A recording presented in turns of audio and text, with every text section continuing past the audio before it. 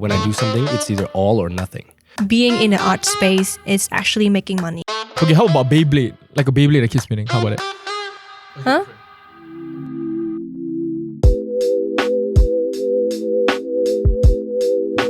Hi guys, welcome to the first episode of Passion Projects Japan. I'm your host Theo. And I'm also your host, Gia. And I'm your special guest, I guess. Ken. Yeah. Yay. Can you introduce a little bit about yourself? My name is Ken. I'm studying agriculture at Nagoya University. I'm fourth year at Nagoya University. Technically fourth, but I'm repeating my second year for the second time. And we'll explain that later. Nice. So you wanna, give a bit of background on how you came to Nagoya University from high school and kind of what you're doing right now. So I came from an international school in Thailand. I stayed and lived in Thailand for 18 years. Although I'm Japanese, I'm half Thai, but I cannot speak Japanese. And I'm sorry. Same. Oh, it was the same. I'm not Japanese, as in I cannot speak Japanese, but yeah. That's correct. Yeah, me too. And currently I'm studying agriculture, and my current, not necessarily day job, more like my current pursuit is cinematography and photography. Nice. So yeah, we invited Ken on this podcast because we feel like if we are talking about, people of passion, Ken is a man of passion. Ken is Has a currently lot of, yeah. currently a lot of passion, but as I guess we will get to it later. Yeah, Not always the we case. all know. Yeah, humans sometimes we have passion, sometimes we don't. But to discover that passion, we'll Actually, talk about let's just unpack that now. So Yeah. what's going on? What's with that? Yeah. So I discovered the passion for cinematography and photography actually quite early on in high school, but then that more became a hobby rather than a passion. I discovered that it's a passion within the past 6 months. Within the past 6 months, I got more into cinematography. I want to study more about certain directors, different film styles, production styles, things that pique my interest in this field. So you mentioned earlier that you were in agriculture, right? Yes, that's true. What's the relationship between agriculture and you pursuing Cinematography, videography. and videography? So early on in my high school, I actually started pursuing arts. I was studying AP Arts along with some science classes. I wasn't sure whether or not I should go arts or science, so I just went both ways. I took AP Arts, AP Biology, Chemistry, Psychology, Physics, and Calculus and all that stuff. But at a certain point in time, my dad told me that I should not pursue arts because art doesn't pay as well as other careers. And I'll tell you how I proved him wrong later on. But I actually stopped doing arts later on in high school and actually went full on science. And that's how I got here to Nagoya University studying agriculture. Yeah, so like Gia mentioned, how do you navigate from agriculture to cinematography. cinematography? Oh, I think yeah. that's quite a leap. Yeah, my bad. I forgot that. No, I actually forgot the question. That's chill. It's a conversation. Yeah, So I actually got into photography because of my friend in high school. He would always hand me his camera because he was using a Canon 5D Mark II. Yo, what? It was massive and it was heavy, and he would complain of neck pain all the time. So he would. He's the goat though of the old school DSLRs. Yeah, That's the 5D. true. It was absolutely heavy, and his lens was absolutely heavy. I probably have scoliosis. You're too tall, that's why you have So he would throw scoliosis. it to me every time we went on some photo trip. We went on a school trip. We would have that camera. I would get to use it every time he gets tired. So I didn't actually had a good knack for photography at first, but over time, every time he threw it over, I would learn something new from the camera. Even now, every time I take photos, I learn something new from photos. And as long as also video, I would learn something new from video. I would make mistakes. I would correct that mistake every time. I don't have enough battery, get bigger battery. Don't have enough storage, get bigger storage. Don't have enough stabilization, get stabilization. this lens is not wide enough. This one lens is not telephoto enough. I just try to like maximize my gains, like in the gym. Just kidding. Fair enough. Yeah. So that's how I got into photo, because of my friend, basically. And then how did you kind of make it because you're doing this like professionally now? I wouldn't say professionally. I say like semi-professional. Like Okay. I'm doing freelance. I do gigs here and there, but it's because I would say I credit most of my work to connection. Yeah, that's how I get my experiences. Interesting. Through connections. So, well, I mean, since we don't really have a foot in the industry, so I am also like a video kind of photo guy. And to get my start here in, well, Japan at least, it was through a lot of university connections, I think. That's where most of us get our start. Like if we want to pursue a kind of freelance business while studying or while doing, other things in Japan. Especially like, what we mentioned earlier, our Japanese may not be like crazy, like fluent standard to really communicate with Japanese clients. Yeah. So having a kind of an in to, some kind of different kind of clients through connections, that is like the way to get a foot in the industry. Yeah. Yeah, so I had my start in videography and cinematography through Theo. So Let's go. Shout out Theo Studios. Shout out Theo Studio. tinyurl.com/Theo Studio. Whoa. Smooth. Segue. So I started with one of his projects for the school ads. So yeah, we all three of us did that together. Yeah. Yeah, That's true. If you want more information, it's actually called NUEMI. Yeah. Right? And we did like a COVID-19 related promotional video for the school to just encourage like international students that, it's time to come here and please don't worry, basically, the message. Yeah, so that's when we started like doing this kind of videos or like creative projects together. Yeah. Yeah. Dear students. The Dear title of the film is students. called Dear Students, Yeah. man. It's been It's a good while. times, yeah. This was Yeah. what, 2020? 2022. 2021. Or 2? 2 2022? 2022. Well, actually, I don't remember. No, it's Beginning of 2021. 2022. 21. Late 21, no? 2021. I think 2021 because last year, 2022, we did another Wasn't that video. beginning of this year? Oh, no, Jack's promotional video. Was that No, November? it was an interview for Oh, NUMI Oops. again. Yeah. So yeah, that's how we actually started creating so-called connections from the schools. So yeah, the professor, he's Sugiyama sensei. He's really nice. He's really supportive of us. So yeah, that's when we started doing those kind of like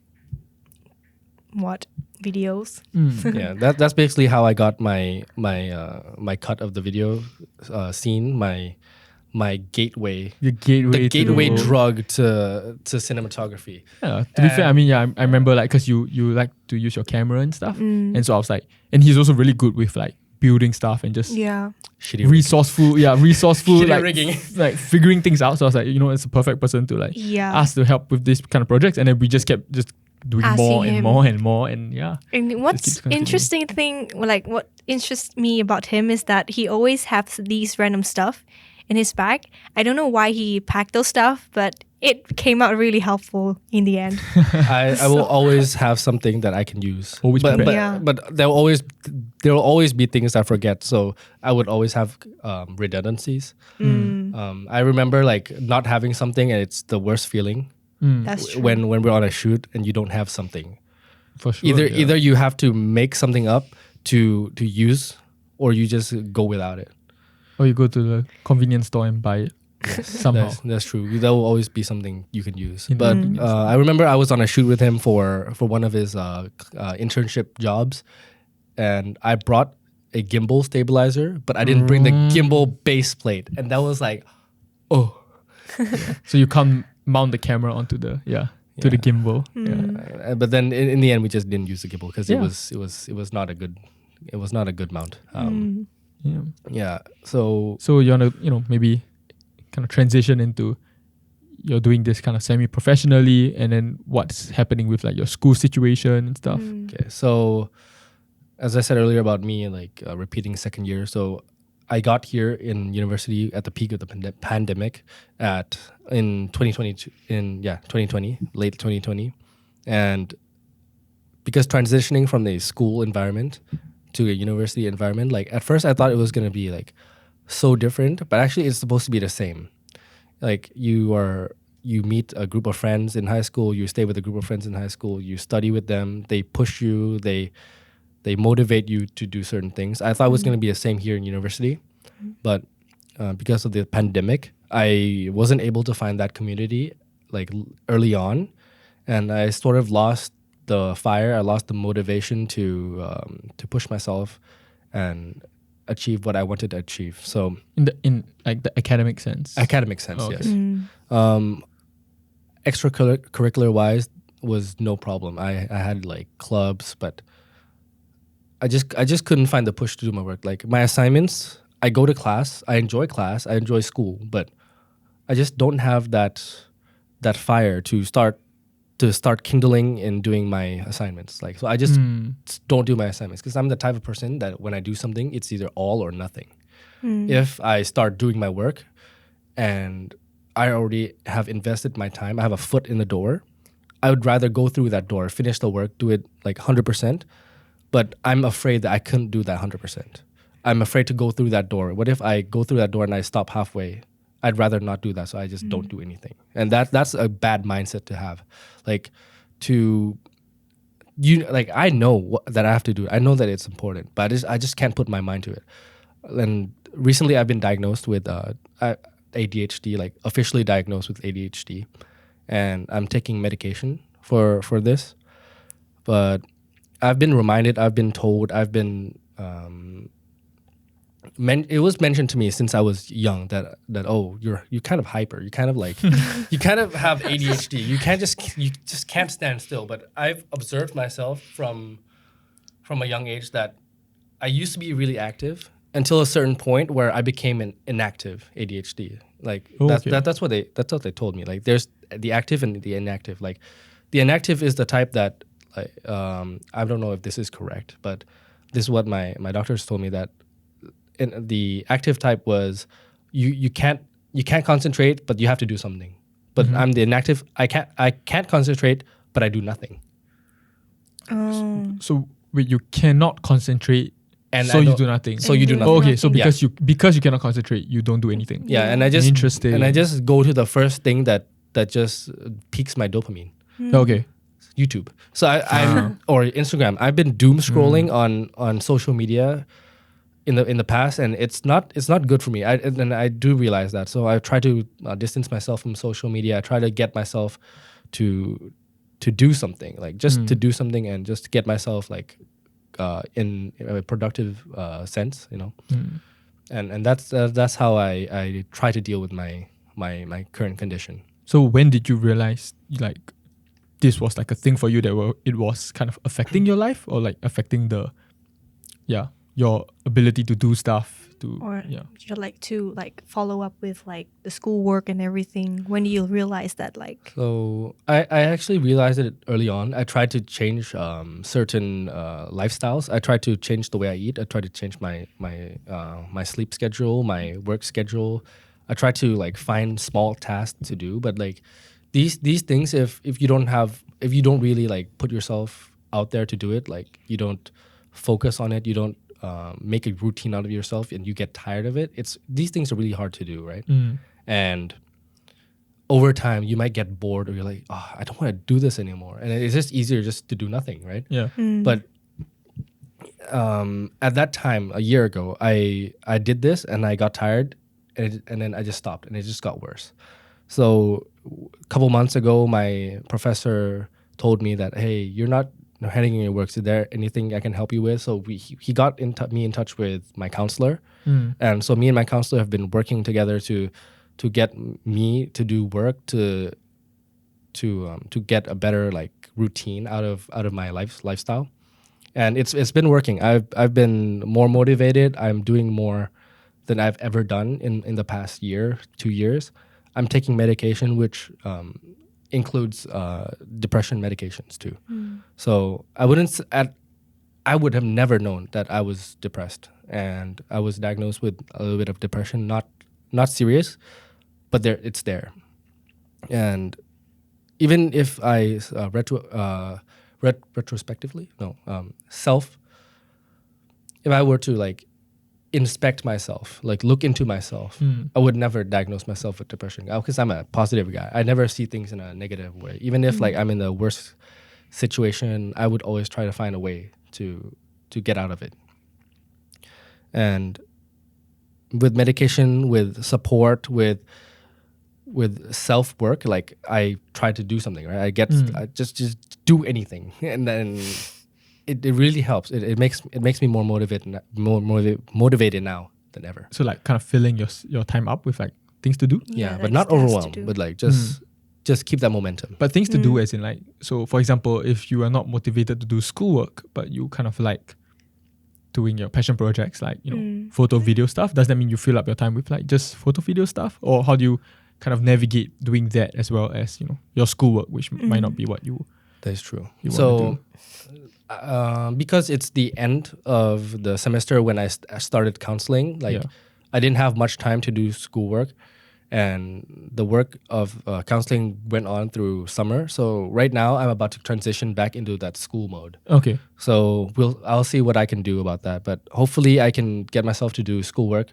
I've been trying to schedule myself. I've been trying to like write down everything I have to do on a schedule. Right now my calendar is filled with things I have to do, because I feel like if I have something or someone to remind me and keep me like reminded of what I have to do, then I'll have to do those things. Yeah, I remember you mentioned that like for you being inside a community, it's very important that you actually motivate yourself better when you're in a community, right? So I guess having someone or like a team reminding you that, okay, you have to do this, or like you have to balance your life with schoolwork and like your so-called semi-professional work, it's actually help. For me, it's the same thing as well. If I see someone doing the same thing as I do, or like just having the same passion or pursuing passions, I would also feel like really motivated to do something as well. Yeah. But for me, actually finding a balance or like not overwhelming myself is a difficult part. Yeah, right. That's true. Not overwhelming yourself. Especially sometimes you just want to do everything, right? It's like you feel like, oh, you have all the time in the world to do everything, but like you kind of have to pick and choose. Yeah. Kind of have to pick and choose. That's true. There was a point in time I wanted to be able to do everything. Like I wanted to be a jack of all trades. I wanted to be able to be a jack. Sorry, that was so stupid. I don't know. That sounds sus. I just wanted to be able to do everything. Like if there was a situation that presented itself in front of me, I wanted to be able to face that situation head on with the utmost skill. And professionalism. But I realized that sometimes that you can't just do or be able to do everything with the maximum amount of knowledge possible, because sometimes you just don't have that much amount of time to get yourself well versed in something. Especially in cinematographies, there are 1-man crew, 2-man crew, and a 10-man crew. Right. I can't be a 1-man crew and do everything. I can't be and be like efficient. It's impossible to be efficient with a 1-man crew. I can't be my own editor, my own cinematographer, gaffer, director, manager, producer, and like sound guy all in one. Because if I were to do that, I'll have to learn all those skills, and all those skills it takes years to master for professionals, right? And some professionals can do a couple of those things, but not all of them at once. So and since I'm new to this kind of thing, I can't just like be worried about everything. So like whenever we go on shoots, I would like worry about many things, but I just calm myself down and realize I just have to do one thing good, and then I can move on to the next thing. Because if I try to worry about everything, I'll just overwhelm myself, as you said, like to be able to do everything, right? One thing at a time, I guess. So when I'm on shoots with Theo, and I'll just let him worry about the camera work. I'll just worry about my lights and my settings. My gaffer. I kind of want to call back to, if you don't mind, like earlier, right at the start of the episode, you said like you're proving your dad wrong. That's true. About how arts doesn't make you money. Yeah. So you want to elaborate on that, sir? I shall elaborate. So, Sorry. my dad told me that, as I said, right, that art doesn't really pay that much, but I realized that there will be people who have certain jobs that they need to be done, and those jobs are either creative kind of creative jobs, video, photos. Like corporate, they will always want a corporate headshot. They'll always want like a new video. They'll always want a new photo. They can't just like stay with their old photo for like 5 years, 10 years. And you just have to put yourself out there. Sometimes they're looking, but they just don't know where to look. Even if they're looking at a person or at a production studio, the price, sometimes they have a budget. They don't want to go across that budget. You like, as for me, like making that connection, like to get that job, like these jobs pay a lot, but to be able to get that amount of pay, like you need a certain amount of experience. So proving my dad wrong, I got jobs from these kind of projects, these kind of like offers. Like, but then I think I got lost in my thoughts. I think what you're trying to say is that you're proving your dad wrong by finding yourself connections, by just put yourself out there, being proactive to finding like new projects, right? Even when it's small, you can just start building your experience gradually and find bigger projects in the future. And you are proving your dad that being in the art space is actually making money. It's actually more productive than agriculture. So far.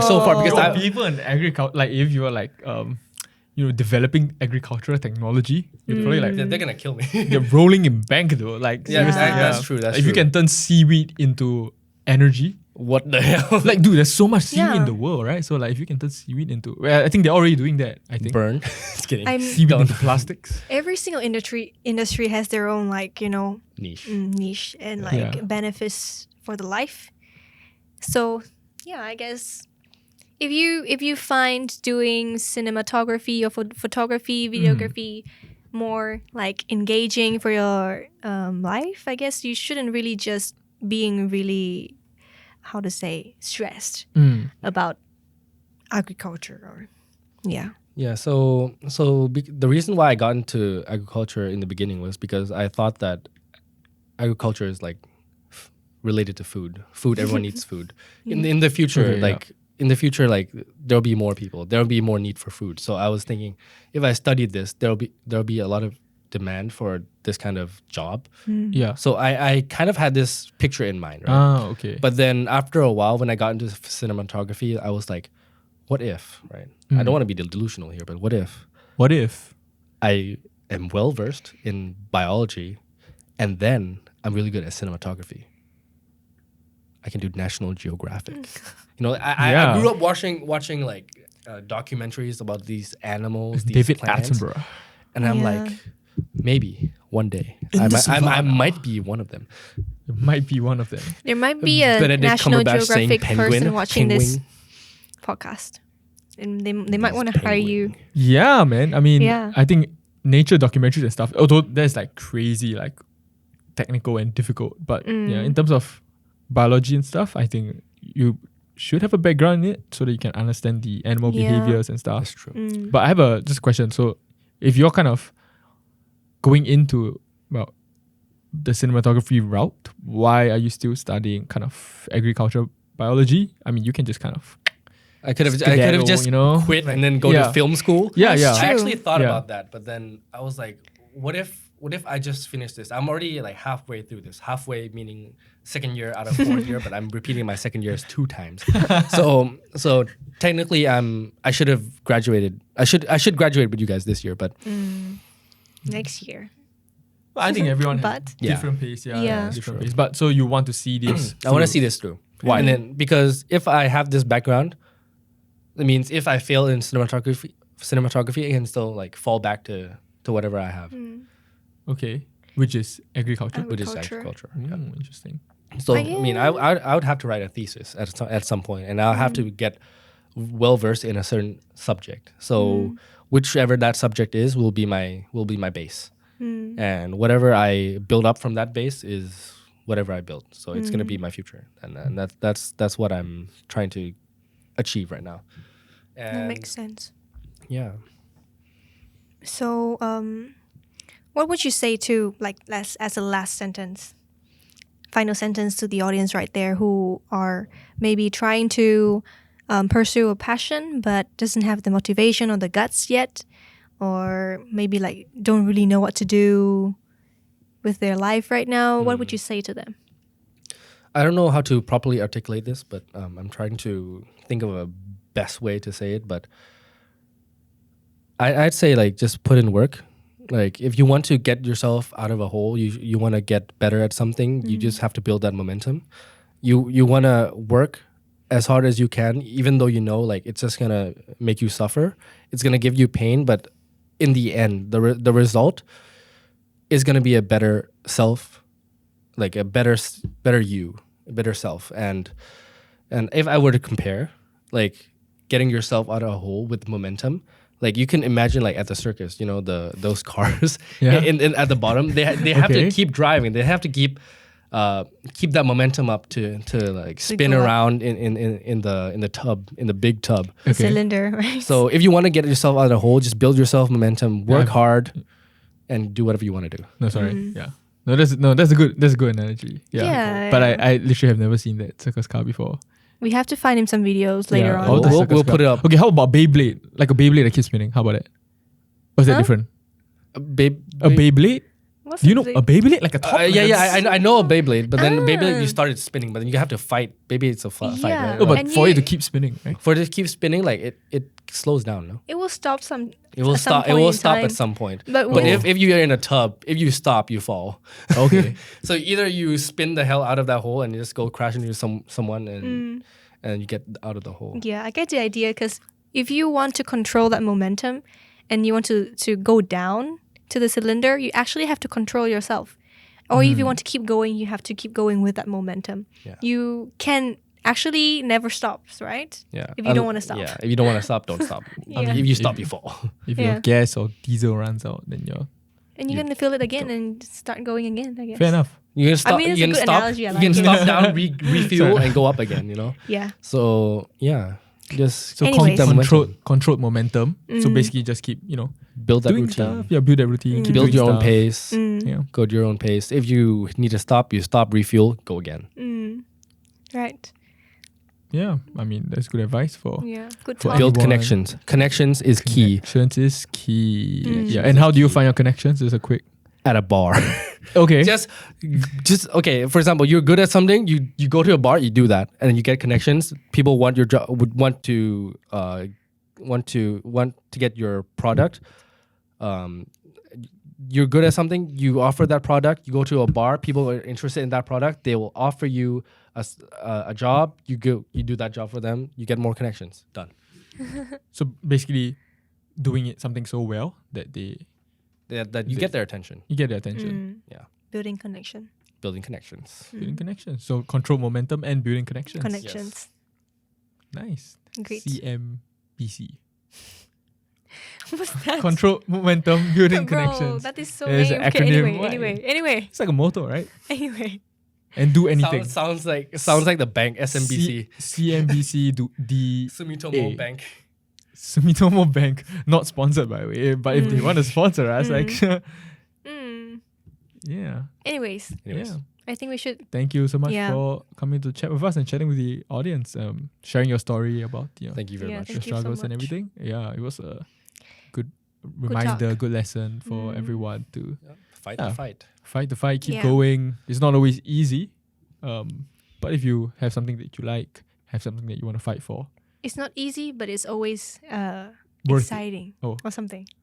yeah, Keep on, keep going. Yeah. keeping on. Yeah.